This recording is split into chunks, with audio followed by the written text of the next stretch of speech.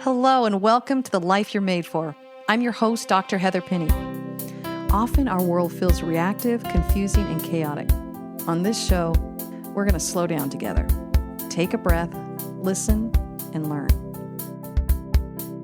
We'll be joined in conversations with influential thinkers who will help us make new connections, understand our unique potential, check the beliefs we hold, and learn how to overcome unexpected challenges. I know that each and every one of us holds our own inner clarity, confidence, and courage, what I call 3C living and leading. So let's go after it together. I'm cheering you on. To dive deeper into the tools we discussed today, join the Grace Space Collective by subscribing to my emails. Go ahead and head on over to heatherpinney.com right now to get a free preview of my book, Grace Space, delivered to your inbox. Now let's get started. Hello, Heather. It's so good to have you here today. Thank you. So excited to be here. Well, I want to tell people a little bit of who you are and what you do. So I'm so sorry. You're going to have to endure me reading a little bit of your bio, and then we'll jump into the conversation. Sounds good. Heather is someone who loves creating environments where people can experience transformation, which is why I've asked you to come on the show today about transformation and growth, ask honest questions, and really discover how God is inviting them to live and lead. She also contributes to broader discipleship and outreach initiatives at Bridgeway. It's where she serves as a pastor there, which has been in leadership for so many years. Again, why I wanted to bring her on. She's married to Dave, and they have one son, Aiden, and two daughters, Ellie and Sophie, and she holds degrees from Sacramento State, Point Loma University, and along with faith coach training from Western Seminary. Prior to Bridgeway, she served college students through InterVarsity Christian Fellowship, and outside of work, she enjoys reading, game nights, and time near the ocean. And why haven't we had a game night? That's what I'm wondering.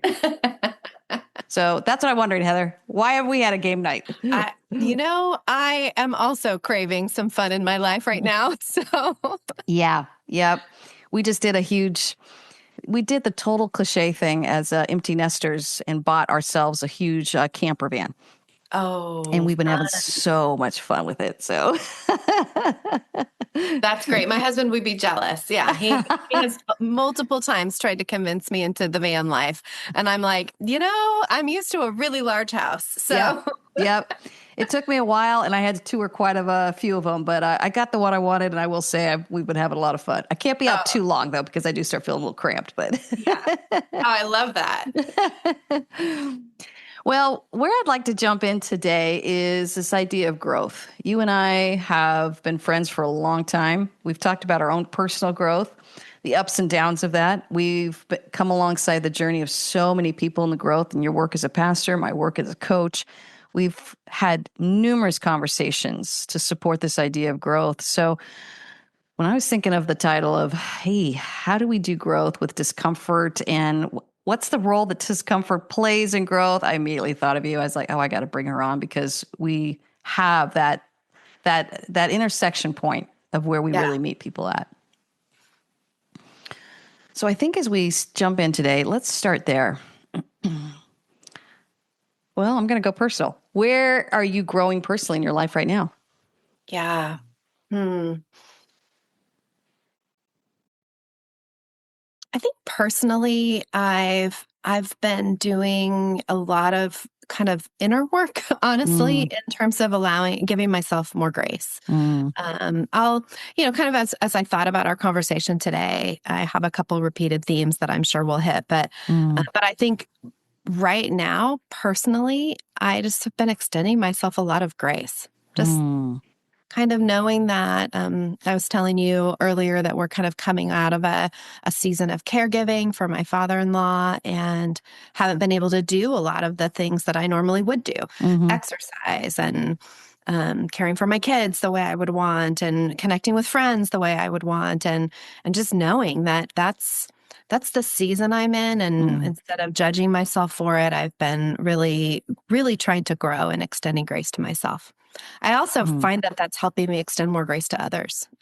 Isn't that true? Yeah. As I receive it, then I'm more free to give it. So that's that's kind of where I'm at personally. Well, I will say that's a myth. And I've worked with so many really amazing leaders, and they think they're getting away with it by being unkind to themselves or ungraceful to themselves, and thinking that they can transfer that over. And I have to give them the hard truth, which is I'm sorry, but it always leaks out. Please don't Yeah. lie to yourself and think that you can be mean to yourself or ungraceful toward yourself and not think that it's going to impact the people that you serve and you live and lead with, our families as well. So, Yeah. yeah, leadership starts from within. I love that. I love that you're saying that. And I guess I want to normalize the discomfort around growth. Why is that Yeah. necessary? Why is that necessary, Heather? Yeah. Well, I mean, as a person of faith, Mm-hmm. Mm-hmm. this idea of discomfort is one I'm very familiar with. There are several different scriptures in the Bible that talk about, kind of what suffering or trials or challenges leads to. Mm-hmm. And I think kind of the wisdom pieces that I turn to a lot is the Apostle Paul, who was a very famous leader in the early church, is saying to another leader, Mm-hmm. very prominent leader, that, kind of rejoice in the challenges that you're facing, Yeah. Yeah. rejoice in the challenges. Now, I'm not there yet, but I can appreciate them.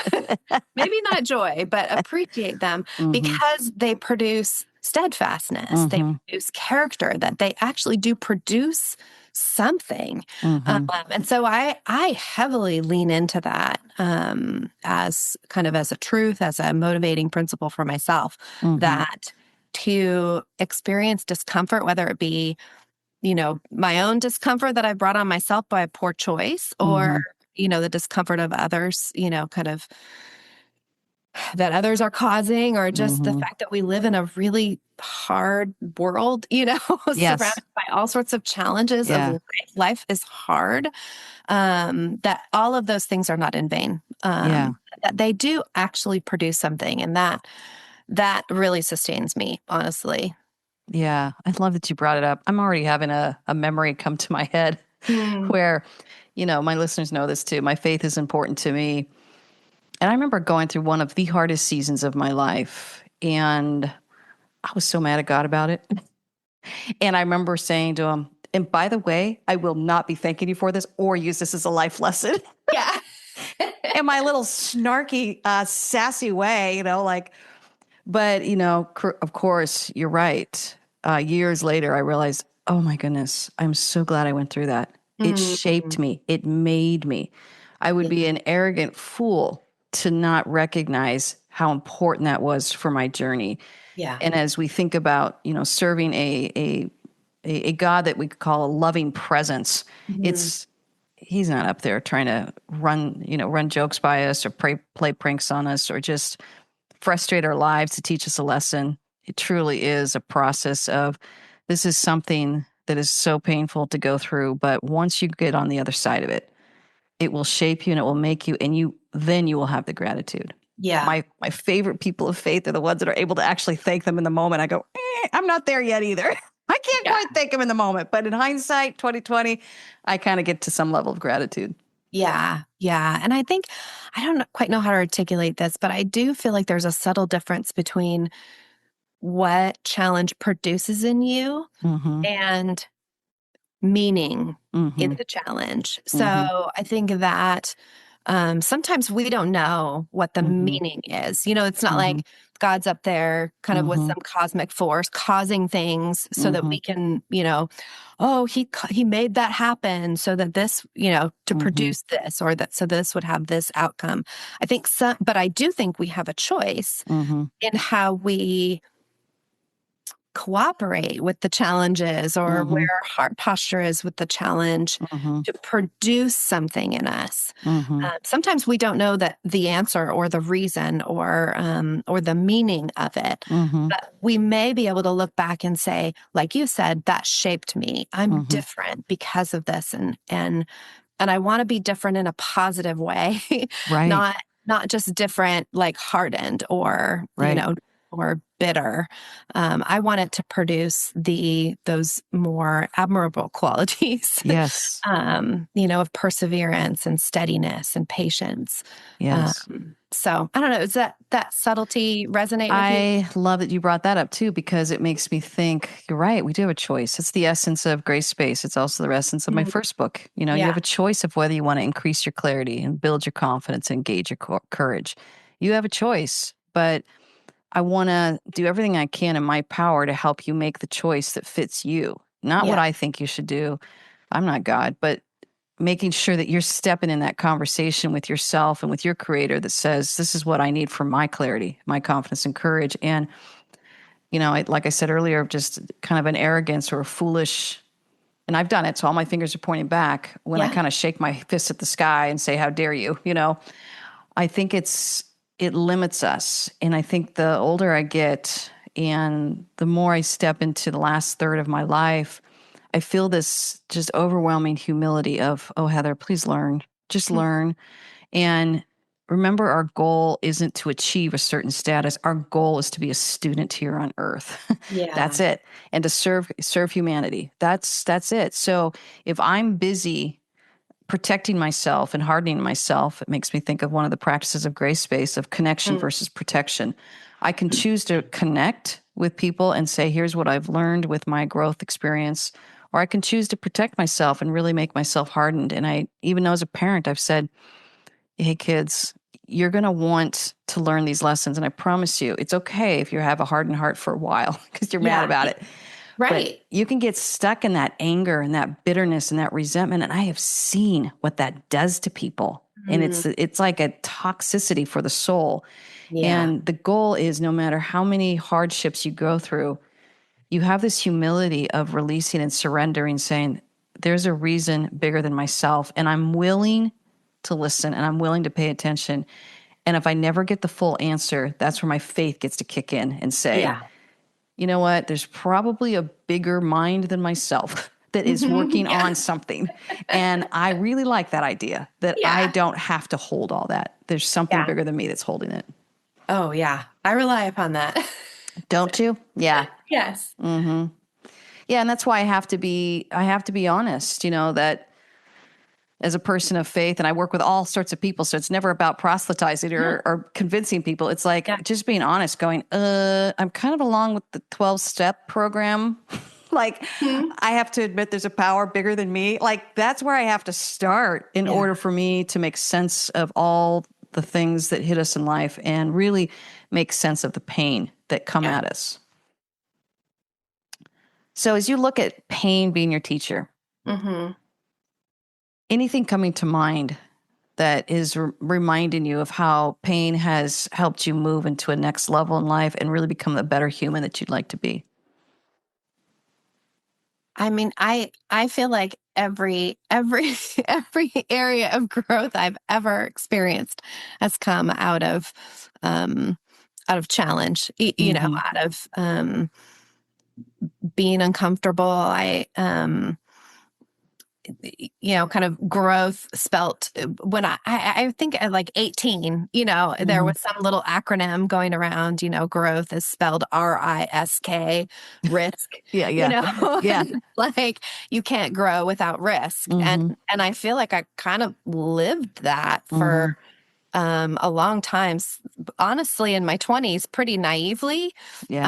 Just, let's take on the world and putting myself out there and hadn't really experienced a lot of rejection yet or kind of being put in my place. That came later. That'll come eventually for all of us.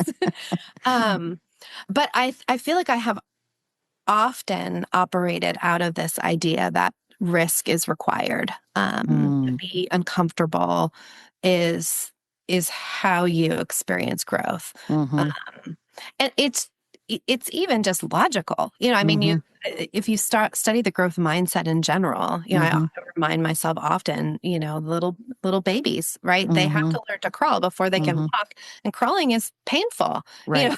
Got all the little bruises on their knees and the scratches and the scrapes. And, it doesn't take long to actually realize that's how we grow. Pain is part of the process.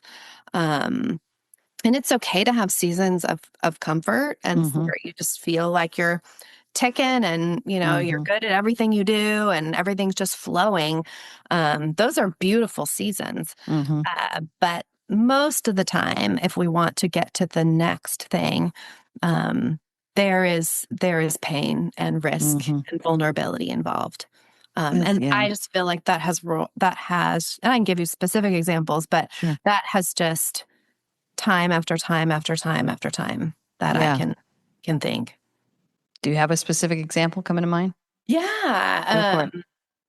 I mean, the most prominent example and most recent was, and probably I would say the biggest risk I've taken in my adult life, in my kind of leadership ministry journey, is the first time that I preached as a pastor at my current church that I in that role and it was a new title. We hadn't had female pastors before. So it was a new title for me. I was one of the first women that was on staff to preach at our church. It had been a long season for me of not really teaching in that capacity. I had been teaching in smaller environments, classes, and I mean, I've been teaching or coaching pretty much my whole adult life, but not at this scale. And so I just think being the first woman, not teaching on that at that scale before. I mean, we're talking thousands, you know, multiple times. I had to teach 4 times in a row, which I'd never done before. And then you put all the pressure of being the first in anything. And I mean, I was so nervous, and everything in me just wanted to run. Honestly, you know, I'm a peacemaker by nature. Like all my peace was disturbed. You know, under the surface, I was very, very uncomfortable. But I knew that it was worth pushing through for so many reasons. One, it had been something that we had been working towards for years. Our senior pastor had been moving our congregation towards affirming women in ministry and in the pastoral role for over 5 years, and had it on his heart for many, many decades, but had been moving at the pace of change for our church. And it was something that I had been advocating for, fighting for, had been, you know, kind of navigating change in very, very slowly. I was convinced, you know, that I was the person that was chosen to be in that role, very humbly, you know, kind of, who am I? But okay, you know, I accepted it, cooperated with it, even though I would not have chosen that for myself. You know, I was supported by so many people who loved me and cared for me and cheered me on and, you know, told me I could do it, that it was worth all of the anxiety and the, you know, the risk. And I'm just honored. I'm honored to have been the first one so that nobody else has to be the first one. Yeah. Oh, well said. Is a beautiful gift to give to other women. Nobody else has to do that because I was willing, and that made it worth it. You know, that I could make somebody else's road a little different because of what I endured. Gosh, thank you. It's a great example. And thank you from every man and woman out there. Thank you for pushing the envelope on that and being willing to step in that gap and help the whole organization rise to a new level. That's such a need to watch, not just individuals do it, but when we take that individual risk, the whole organization rises too. And the opposite is true. When we stay stuck and we stay dormant and we stay static, the whole organization lowers to the lowest common denominator. So it requires some brave souls that will step out and say, I'm willing to take this. And that's where the difference between confidence and arrogance is, you know, the confidence that I think I'm supposed to do this, and it's so uncomfortable. And I think that's what I want to ask too, because I've asked this of several of my guests on the show, because I've coached this way. You know, anxiety is a gift. It's telling you, stop, don't do something. So one of the things that confuses my clients, where I go, I'm so sorry. I wish life was easier. I wish we had a really easy formula, but we don't. So you're feeling this discomfort and you're feeling this anxiety. I can't tell you which one it is. Is it something that you're supposed to push through that will level you up? Or is Yeah. it something that's telling you to run and this is not something you're supposed to take on? Yeah. Can you speak to that? Because I have messed that up too many times too, that I just go, I have so much compassion for people who are in discomfort, but they don't quite know if it's good or bad, helpful or Yeah. hurtful. Yeah. There are so many factors and levels to anxiety. Mm-hmm. Yeah. um, and I think that knowing where our own, kind of tipping points Mm-hmm. are is really important. And obviously I wouldn't I always recommend incremental Mm-hmm. growth Yes. over big leaps. Yeah. Yeah. And I did have some incremental Mm-hmm. opportunities. I did some announcements and some hosting and things, but there there just was there was no on ramp. Mm-hmm. I had to leap Mm-hmm. in that instance. Um, Obviously, if I had had a panic attack, that would have stopped the whole growth process.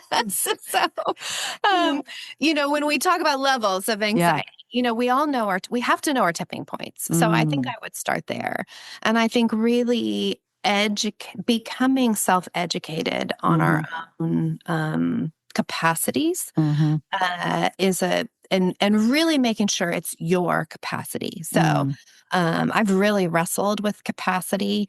Um, my personality type just has a little lower capacity, as an introvert, I have a little lower social battery. Mm-hmm. I just have some limitations compared to some of my coworkers that have a higher capacity. And I used to judge myself for it.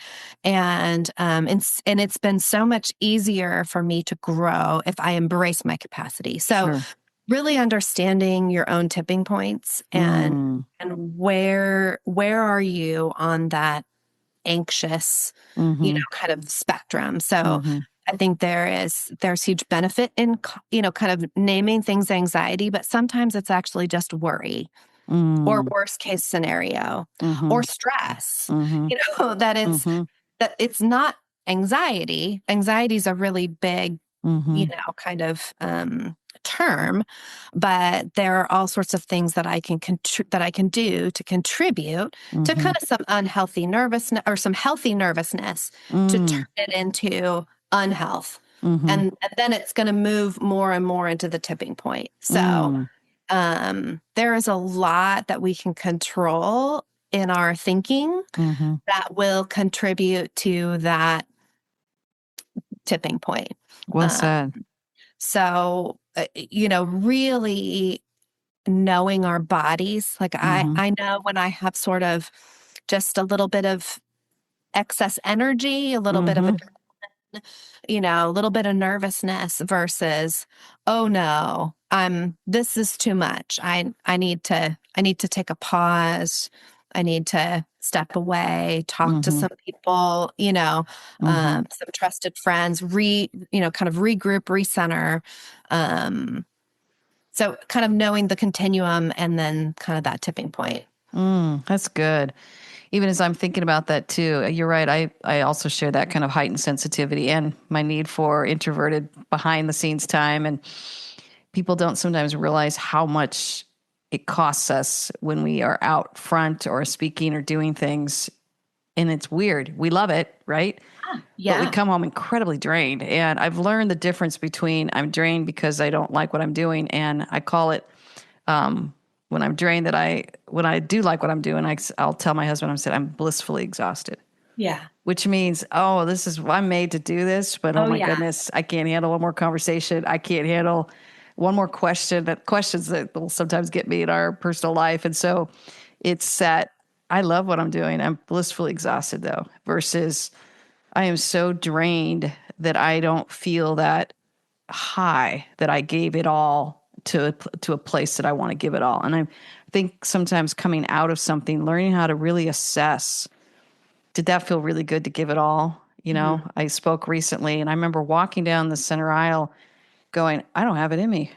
I just got back from a week conference. I do not have this in me. And of course, I'm reaching for my higher power and I'm reaching for God saying, you got to help me. I'm telling you, as soon as I got up on stage, turned around and faced the audience, it was like something clicked in and I realized, oh, I'm made for this. I'm made for this message. I'm made for this time. I'm made for this audience. And I'm telling you, I had a blast. I had a blast with everyone afterwards.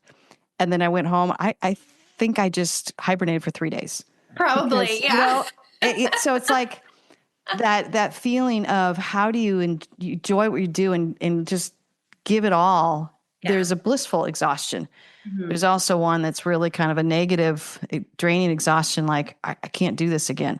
I don't want to do this again. This is not growing or trending in the right direction. It's moving me towards something that's against my nature. Yeah. Yeah. I think too, I think about some of the risks I took, earlier on in my leadership that gave me the ability, right, to take the bigger risks. And I think that we do really strengthen that muscle, of kind of taking bigger and bigger risks, of kind of increasing our courage. And I think that, and I know you talk a lot about courage, in your book and in your coaching. But I think one of the things that my son had a pretty severe anxiety. He had a lot of anxiety as a young boy, and so we had a lot of mantras in our house, and courage isn't the absence of fear. It's the ability to continue on despite the fear. Yes. And so we used a lot of courage language, and one of the things that we use, that's a tool that he still uses and I use in my own, kind of when I'm really stepping out in risk, is that remembering the courageous things that I've done in the past, because courage builds courage. Yep. And so there's such power in memory. And literally, I mean, he was like 8, 10, and we would have him list the different things that he had walked through prior. If he had something that he was really, he was getting stuck in his head, and, he was starting to hyperventilate, and, having, I mean, he had very, very pronounced anxiety. And one of the tools he would do was, he would start listing all the things that he had done before that he was afraid of, that he had survived, and then even thrived. Yeah. And it works, because you realize this isn't going to kill me, know? Yeah. And maybe I'll look like a fool. Maybe it won't go the way I think, but I'm still going to come home at the end of the day. You're still, when he was little, he's still going to get a big hug from mom and dad, and we're going to be so proud of you, like, and I can do that for myself when I'm feeling scared, or like, I don't know, this risk feels really vulnerable. It's like, I've done harder things, or maybe I haven't ever done anything this hard, but I've done so many other things that have gotten me to this point. And maybe it won't go the way I think it might, but I have people that know me. I have people that love me, that it's so much deeper than what I'm going to do right now, that I might look like a fool, know? Yeah. I'm going to survive, and then I'm going to go home to people that love me, and I'm going to take the risk. Yeah. Gosh, I love that you brought that up. First of all, this idea that the baby steps first, and you're right on.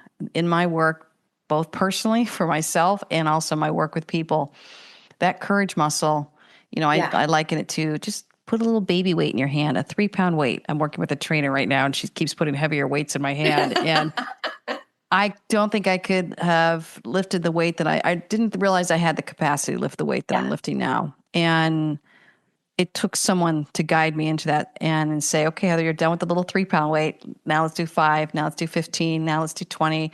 And I'm like, is that a 40-pound weight? She put in my hand the other day. And I was like, I had no idea I had that ability. It's the same thing with the courage piece. It's a muscle. I look at what I'm doing now in my company versus 15 years ago.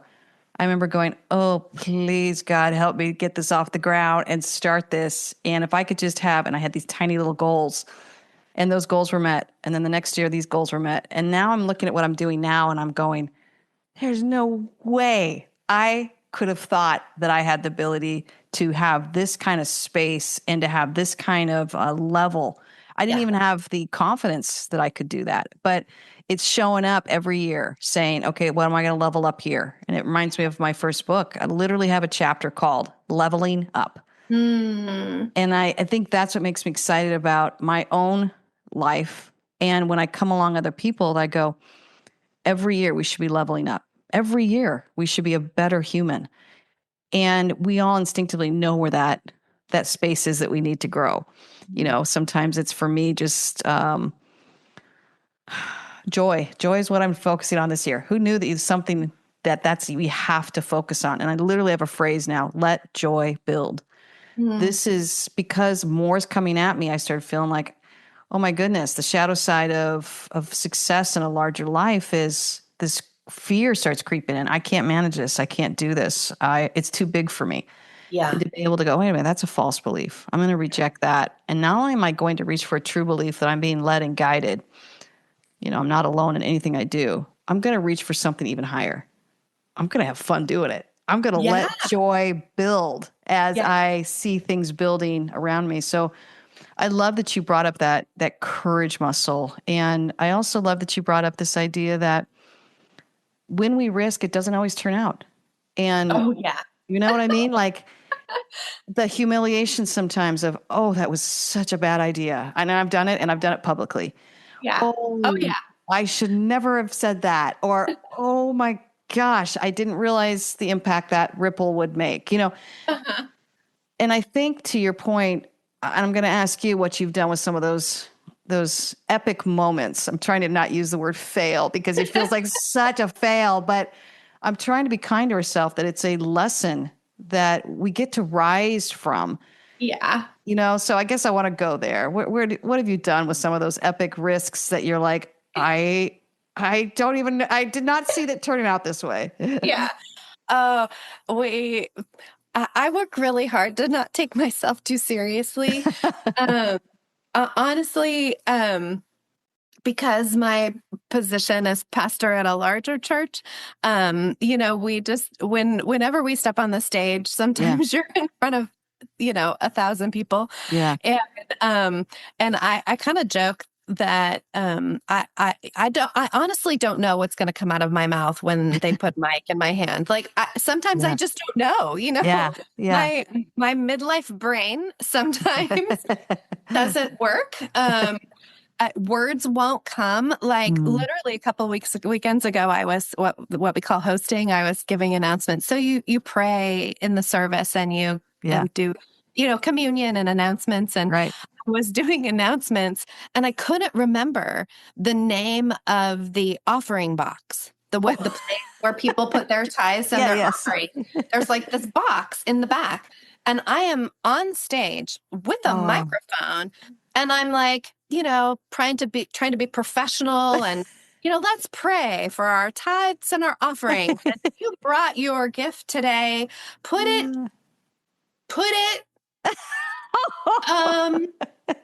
and I literally said the thingy in the back, like, because I could not for the life of me remember, like, the thingy, that you put your stuff in, you know?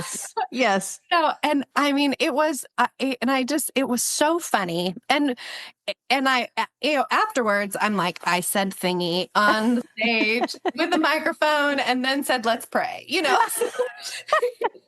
and I have my moment, you know, and I will. So I have a pretty strong inner critic, and I know what he sounds like. And I will give her a limited amount of time and then she needs to be quiet. Yes. And I will move on and laugh at myself. Right. Because honestly, you know, the feedback I get, because you got to remember our congregation, the regulars, they've been with me this whole time. I mean, they saw me from the first time I got on stage, super nervous, you know. Yeah. 4 years now where I'm a bit more comfortable in my own skin. And, you know, just I've had more practice. And the consistent feedback I get is that people come up to me in the lobby that don't know me, that I don't know them.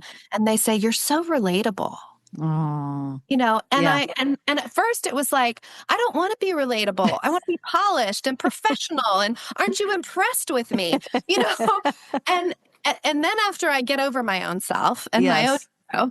it's like, actually, that's what I want to be. I want to be relatable. I Yeah. want to be authentic. I want to put people at ease. And if me not taking myself so seriously allows others to not take themselves so seriously, and then in the faith space, then we can enter into this beautiful community together. Then that's my calling. That's who I am. I want to be that as opposed to resisting it and trying to be perfect. And I don't know. I try to laugh at myself.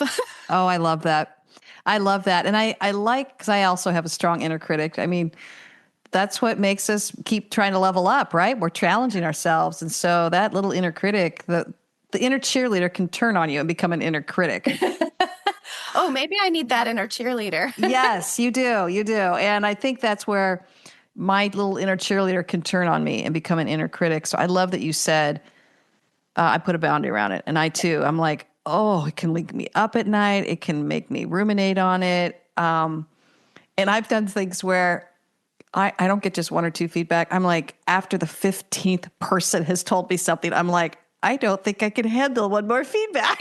You know what I mean? Like, I am crumbling in what Brene Brown likes to call the shame spiral. Oh, yes. And so I just feel like I'm not going to let this take me out. I'm going to learn from this. I'm going to course correct. I'm going to level up from this, but I'm needing a little help with my inner critic. And I have a short list of people I call that will say literally, hey, I'm shame spiraling. Help me. Just help me. And sometimes I've done it in the middle of an event. I did it not too long ago. My hubby's one of those calls. I'm like, I'm shame spiraling. I have 10 minutes before I have to turn around and get back up there. So help me get my head on straight here and help me shut down these false beliefs that I don't know what I'm doing. I have no business being up here. Nobody wants to listen to me. Yeah. It's amazing how quick it can kick in when you've kind of messed up.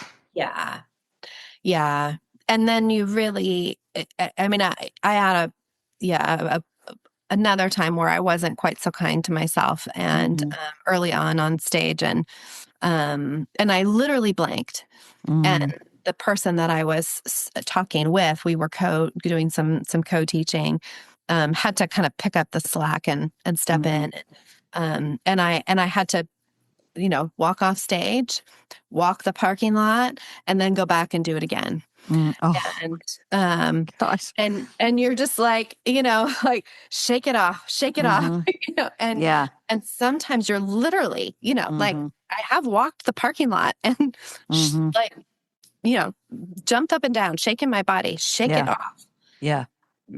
I love that. You can do this. So maybe I do have an inner cheerleader. I just didn't know it. You do. You do. It's just our inner cheerleader all of a sudden can get a little critical and start saying, wait a minute, you really sucked at that. And they're like, wait a minute, I don't need that. And I think it's that tricky balance of recognizing when our own voice can turn against us. And I think that's where I want to tell people, no shame in that.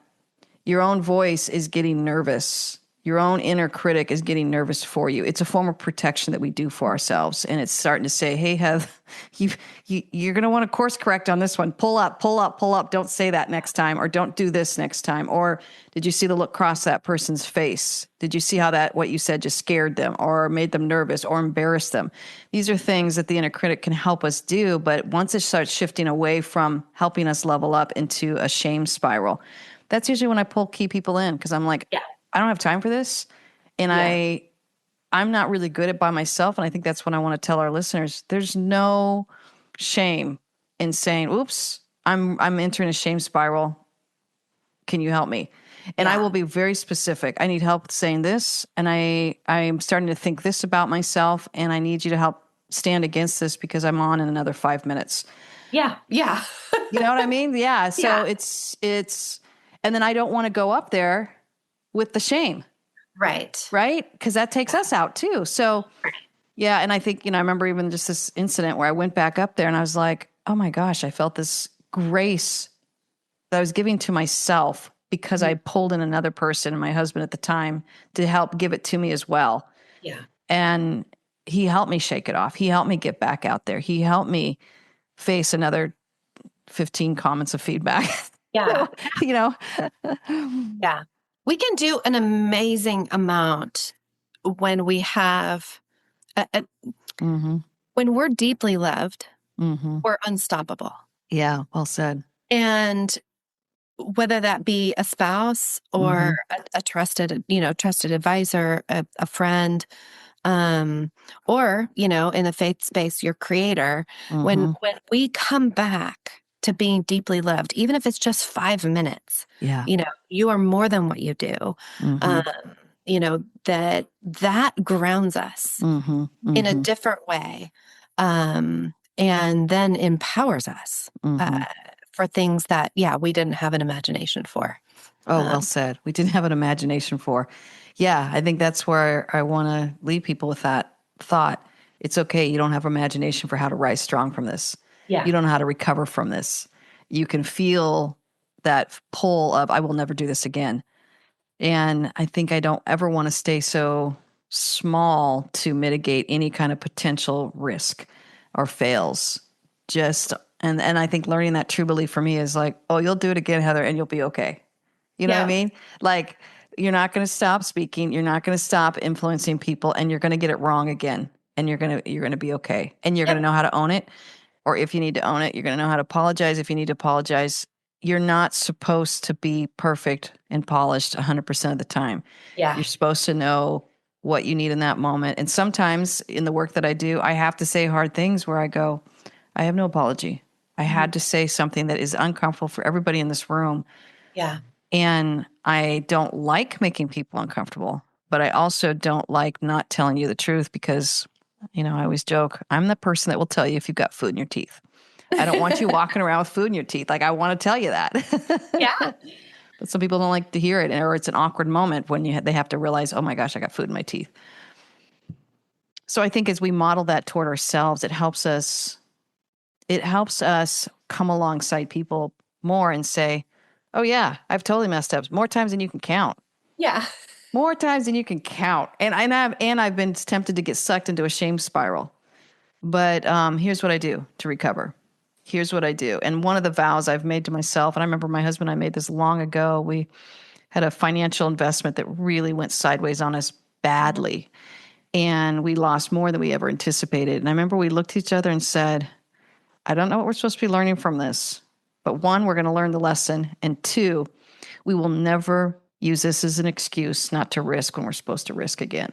that's so good. And we vowed it to each other. And Yeah, here we are, both, independent consultants running our own company going, yep, we had to learn some pull back, do some stuff and figure some things out. And now I'm grateful for that lesson. I was not grateful for it at the time, but I'm yeah, grateful for that lesson because it helped me level up where I needed to as a leader, as a human being, and frankly, as a wife. yeah, so good.